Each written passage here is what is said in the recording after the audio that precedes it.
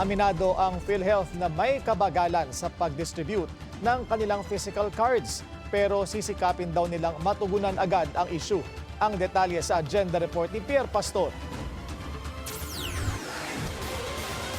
Nanawagan sa Senator Bongo sa Philippine Health Insurance Corporation na pabilisin ang pag-i-issue ng PhilHealth Identification Cards o Physical ID para sa senador mas makaeengganyo ito sa mga tao na pumunta sa mga pagamutan at magpagamot. Ayon sa senador, iba talaga kung may hawak na ID ang tao.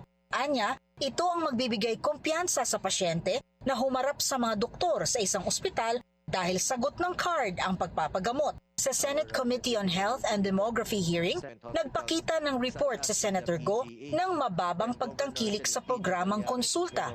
Ito ay isa ring PhilHealth initiative pero kulang anya sa kaalaman ang taong bayan tungkol dito. Sa hearing, binanggit ni PhilHealth President and CEO Edwin Mercado na meron ng 32.78 million Filipinos na registered sa rebranded na YAKAP program o Yaman ng Kalusugan program na dating konsulta.